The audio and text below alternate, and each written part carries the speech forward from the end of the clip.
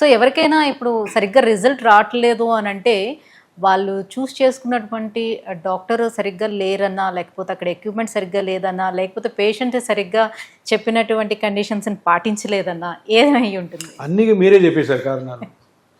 Doctor కరెక్ట్గా ఉండాలా, hospital కరెక్ట్గా ఉండాలా, ఎక్విప్మెంట్ కరెక్ట్గా ఉండాలా, డాక్టర్ నాలెడ్జ్ కరెక్ట్గా ఉండాలా, తర్వాత correct extraction of the blood, correct extraction from the lab, అంటే ల్యాబ్లోంచి కరెక్ట్ అయిన పిఆర్పి తీసుకోవాలి, అది స్కానింగ్ కరెక్ట్గా చేసుకోవాలి, ఆ స్కానింగ్లో కరెక్ట్గా ఎక్కడ ఉంది డ్యామేజ్ అన్నది ఐడెంటిఫై చేయాలా, ఆ ఐడెంటిఫికేషన్ కోసం ఎక్స్పీరియన్స్ కావాలా, మళ్ళీ ఎక్స్పీరియన్స్డ్ హ్యాండ్స్తోనే ఆ స్కానింగ్ చేసుకొని అది ఎక్కడ వదలాలి. అలాంటి ఈ ప్రాసెస్లో ఎక్కడ ఏ చిన్న తేడా జరిగినా కూడా ఏ ట్రీట్మెంట్లో అంతే కదా. ఇప్పుడు నిన్న మొన్న స్టార్ట్ చేసిన ఒక సర్జన్ దగ్గర ఫెయిల్యూర్స్ ఎక్కువ ఉంటాయి, ఎక్స్పీరియన్స్డ్ వాళ్ళ దగ్గర సర్జన్స్ దగ్గర ఉంటాయి.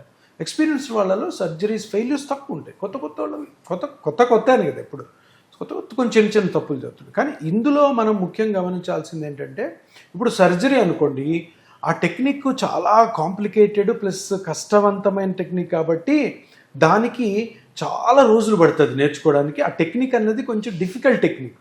ఇప్పుడు పిఆర్పి అన్నది సింపుల్ టెక్నిక్ కదా, మేము కూడా చేసేస్తాము అన్న ధైర్యంతో దిగి నాలెడ్జ్ లేక ఎక్స్పీరియన్స్ లేని డాక్టర్స్ చేస్తే ఫెయిల్యూర్ అయ్యే అవకాశాలు ఉంటాయి.